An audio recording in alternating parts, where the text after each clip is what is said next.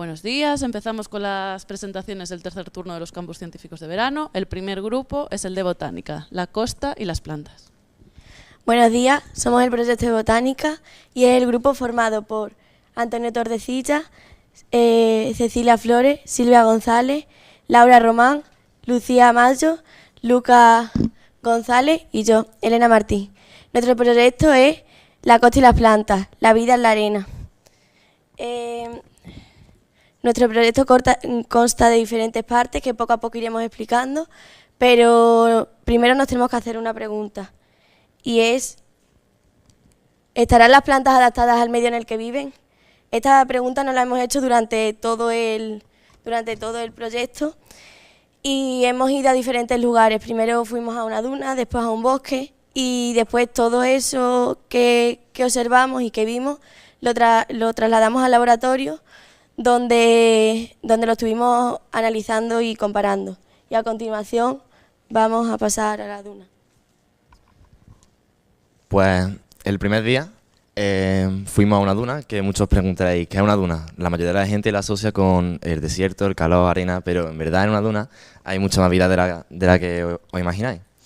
Nos dirigimos a las dunas de Limens y lo primero que estuvimos comentando es qué partes tiene una duna. Pues tiene 4 partes. La zona más de interior, que es la zona del Pinar. Luego tiene lo que es una zona extensa, como un prado, que es de lo que se conoce como duna. Luego sube una pequeña especie de colina y llega a la cresta de la duna. Y por último, la zona de duna más cercana a la zona de la playa. A lo que fuimos fue a... sí, realizamos 2 actividades. La primera, que era recabar datos, como medir la temperatura y hidratación del suelo, el pH, la salinidad, la temperatura y la humedad que llegaba al suelo también. Para ello utilizamos un instrumento que no me sé el nombre porque era un montón de raro, y lo que recogía eran las diferentes funciones de otros instrumentos, como era un termómetro, un lusómetro, cinta indicadora de pH, refractómetro e higrómetro. Después de esto, lo que hicimos fue lo que todo el mundo espera que se haga en un proyecto de botánica, que es identificar plantas. Para ello lanzamos 3 veces, o sea, nos dividimos en grupos, lanzamos 3 veces una cuerda de forma aleatoria y formamos un cuadrado con ella. Lo que intentamos ver es que dentro de ese cuadrado, con una guía visual que había en nuestra libreta de campo, identificamos los tipos de plantas que había.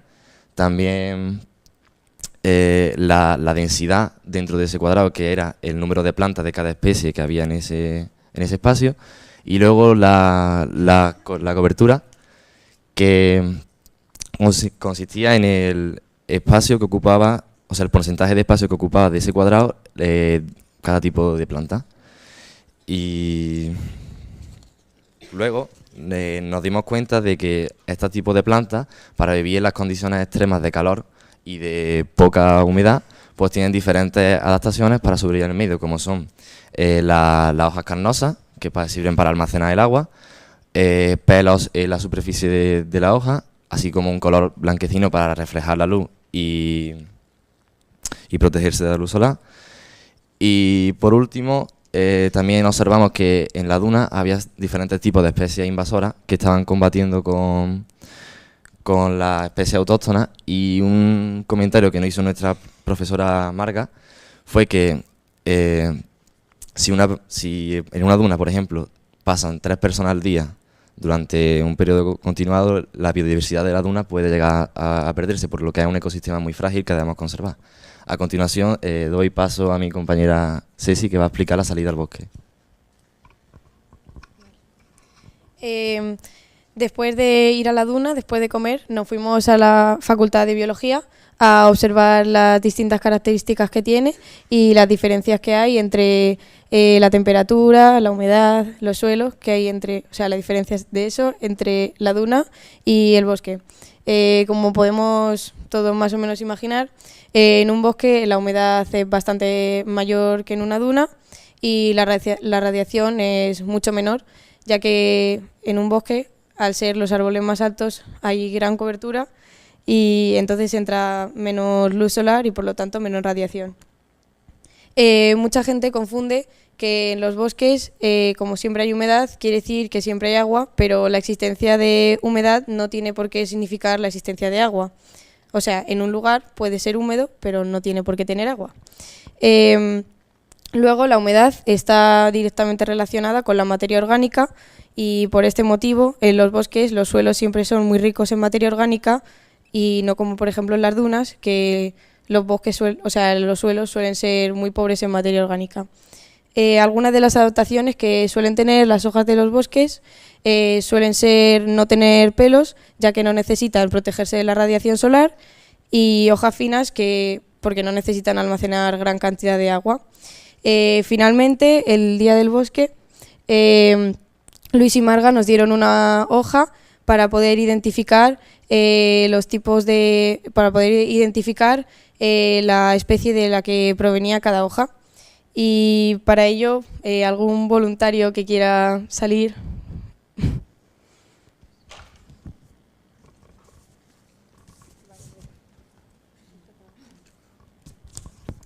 A ver, con esa hoja, como podemos ver aquí, esta era la hoja que nos dieron Luis y Marga, que podemos ver los distintos tipos de características que puede tener una hoja de una planta. Entonces, lo primero es saber si la hoja es compuesta o es simple. Vale, la hoja es simple, por lo que vamos al número 5, y es procedente de un árbol o un arbusto perennifolio o caducifolio. Vale. Caducifolio, vale. Vamos al número 8, que es un porte arbustivo o un porte arbóreo. Arbóreo. Vale. Del número 11, ¿las hojas son palmeadas o son de otra forma? Otra forma. Vale. El número 12, ¿las hojas son claramente más largas que anchas o tienen otra forma? Más largas que anchas.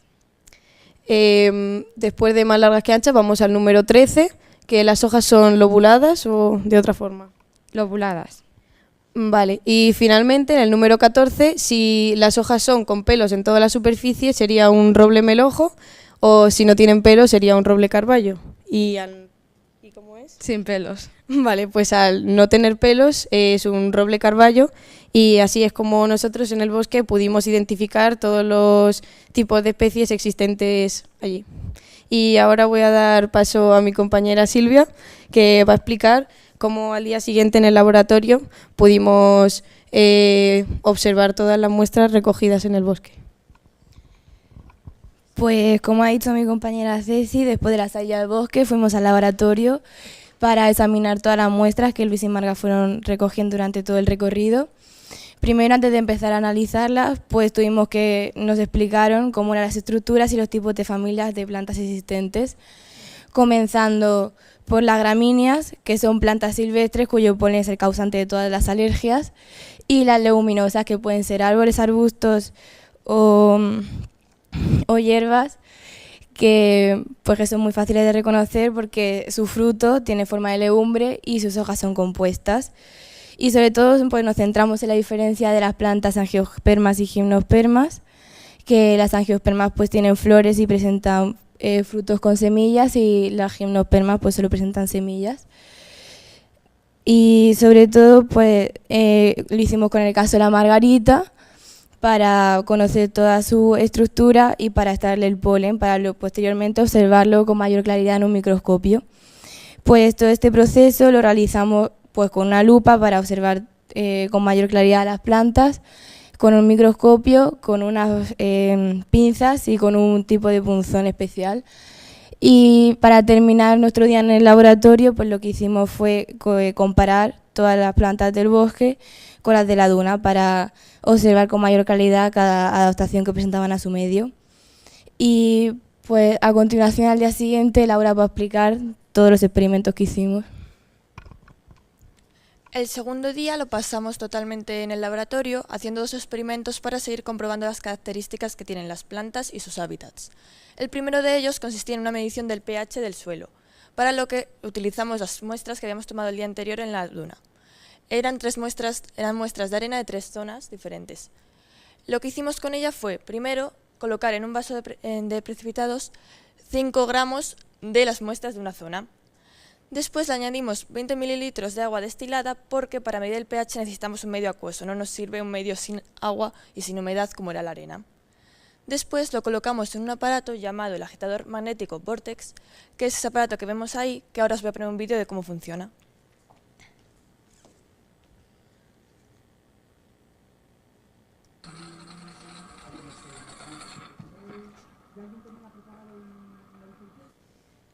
Como podéis ver, dentro eso blanco que se mueve es un imán que pusimos para que funcionara, ya que funciona con campos magnéticos. Al girar lo que hacemos es disolver las sales que se encuentran en la arena para que estén en el agua y podamos medirlo mejor. Después lo que hicimos fue filtrar esa disolución, la filtramos con papel de filtro y un embudo para quedarnos solamente con el agua. Y después lo que hicimos fue colocarlo en un pHímetro, que es este aparato que tenemos aquí también, en el que podemos comprobar el pH que tiene colocando los sensores en el agua. Lo que ocurrió fue que obtuvimos un resultado que nos indicaba que el pH era muy básico, y nos explicaron que esto se debía a que las conchas de los seres vivos que hay en esa zona de la duna suelen tener mucho carbonato cálcico y esto hace que sea más básico. Aunque no pudimos recoger muestras del bosque, nos explicaron que en el bosque solía ser más ácido y esto podía también ser una diferencia y una causa de que haya diferentes características en las plantas que viven allí. El segundo experimento que realizamos era una extracción de pigmentos que nos va a explicar ahora Lucía.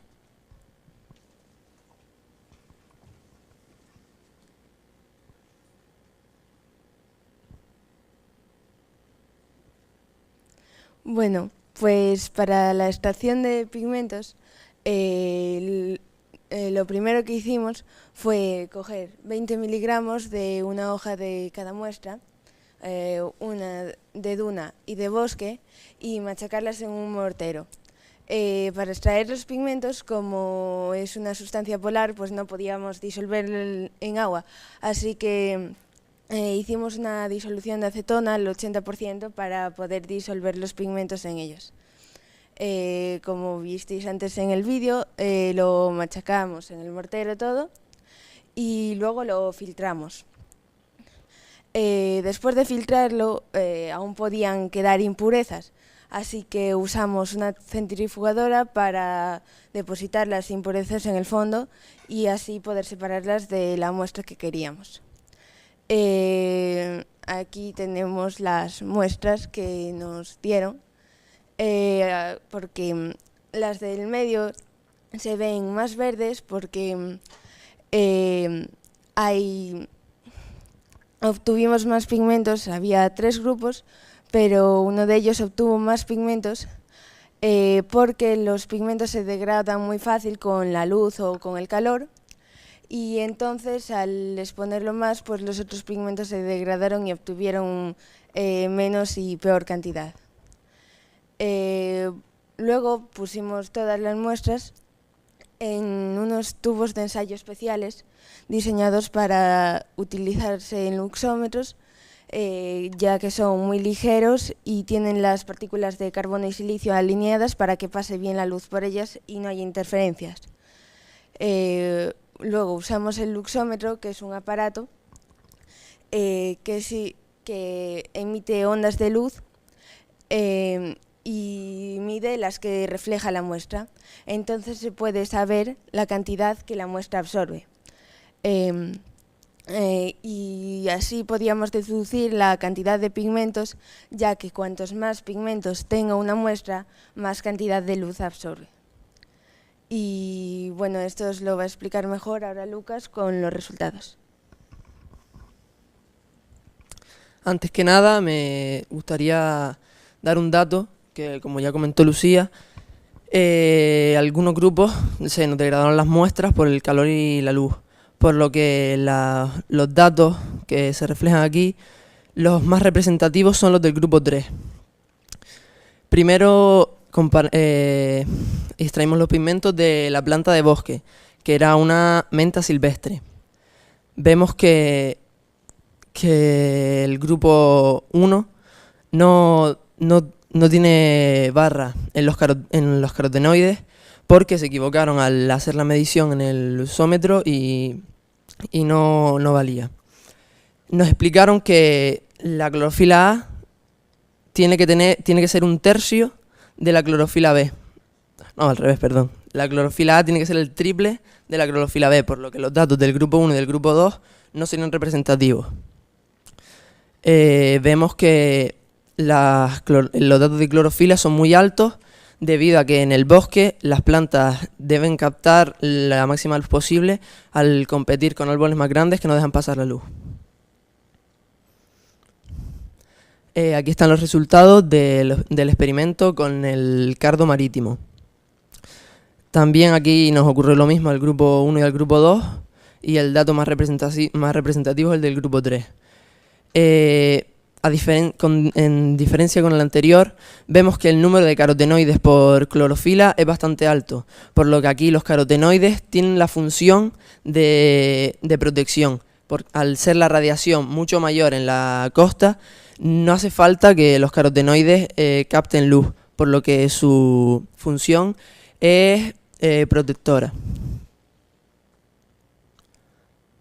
Aquí vemos los dos datos comparados y, como ya acabo de mencionar, los carotenoides en el bosque sí tienen la función de captar radiación, porque la planta lo necesita para poder competir con otras más grandes que no dejan pasar la luz.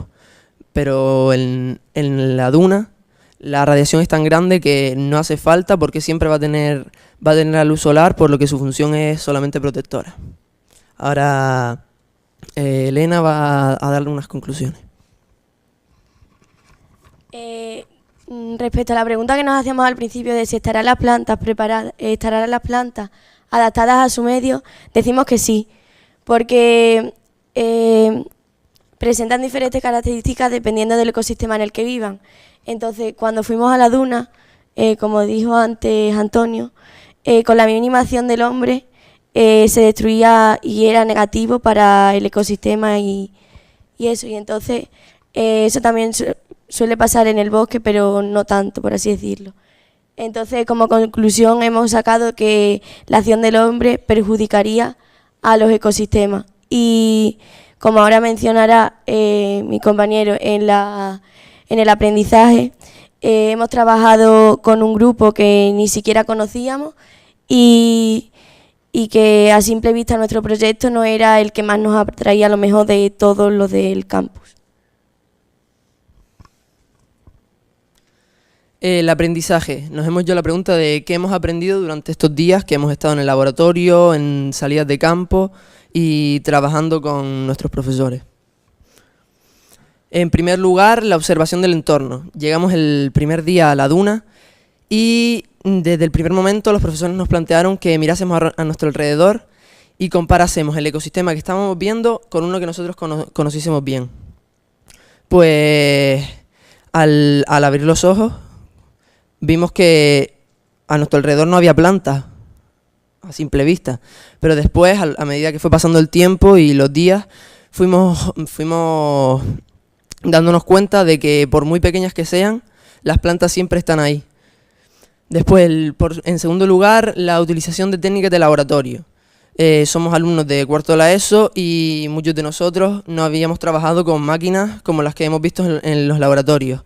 Y esto nos ha ayudado para más adelante, si hacemos alguna carrera de trabajo en el laboratorio, pues ya ir sentando las bases del trabajo en el laboratorio. La tercera, la diferenciación y el conocimiento de plantas.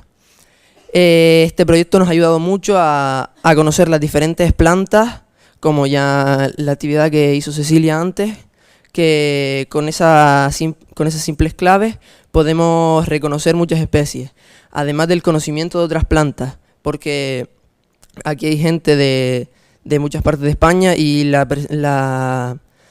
plantas que estaban aquí presentes a lo mejor no las tenemos en otras zonas. Como ya dijo mi compañera antes, el trabajo en grupo, que aquí llegamos sin conocer a nadie o casi nadie, y el grupo se ha adaptado muy bien, hemos conocido a personas fantásticas y el trabajo ha sido muy satisfactorio, además de nuestros profesores, que nos han ayudado mucho. Y además, pues, en quinto lugar, hemos aprendido a apreciar mucho más la botánica y la vida vegetal. Porque es verdad que yo llegué aquí y esta era mi cuarta opción. Y además no me tocó el proyecto que yo había elegido. Pero al fin y al cabo este ha sido uno de los mejores proyectos, por lo que he oído de mis compañeros.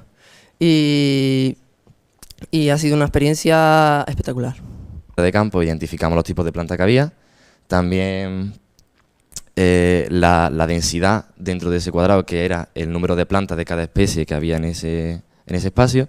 Y luego la cobertura, que consistía en el espacio que ocupaba, o sea, el porcentaje de espacio que ocupaba de ese cuadrado cada tipo de planta. Y luego nos dimos cuenta de que este tipo de plantas, para vivir en las condiciones extremas de calor y de poca humedad, pues tienen diferentes adaptaciones para sobrevivir en el medio, como son las hojas carnosas, que sirven para almacenar el agua, pelos en la superficie de la hoja, así como... ¿Estarán las plantas adaptadas al medio en el que viven? Esta pregunta nos la hemos hecho durante todo el proyecto y hemos ido a diferentes lugares. Primero fuimos a una duna, después a un bosque y después todo eso que observamos y que vimos lo trasladamos al laboratorio donde lo estuvimos analizando y comparando. Y a continuación vamos a pasar a la duna. Pues el primer día fuimos a una duna, que muchos preguntaréis, ¿qué es una duna? La mayoría de la gente la asocia con el desierto, el calor, arena, pero en verdad en una duna hay mucha más vida de la que os imagináis. Nos dirigimos a las dunas de Limes y la temperatura y la humedad que llegaba al suelo también. Para ello utilizamos un instrumento que no me sé el nombre porque era un montón de raro, y lo que recogía eran las diferentes funciones de otros instrumentos, como era un termómetro, un luzómetro, cinta indicadora de pH, refractómetro e higrómetro. Después de esto, lo que hicimos fue lo que todo el mundo espera que se haga en un proyecto de botánica, que es identificar plantas. Para ello lanzamos 3 veces, o sea, nos dividimos en grupos, lanzamos 3 veces una cuerda de forma aleatoria y formamos un cuadrado con ella. Lo que intentamos ver es que dentro de ese cuadrado, con una guía visual que había en nuestra libreta,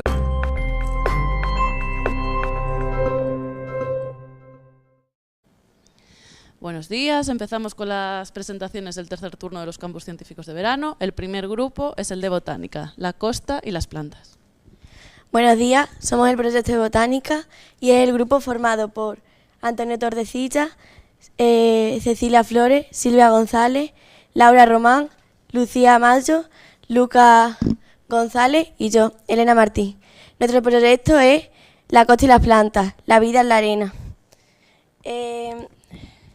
Nuestro proyecto consta de diferentes partes que poco a poco iremos explicando, pero primero nos tenemos que hacer una pregunta y es...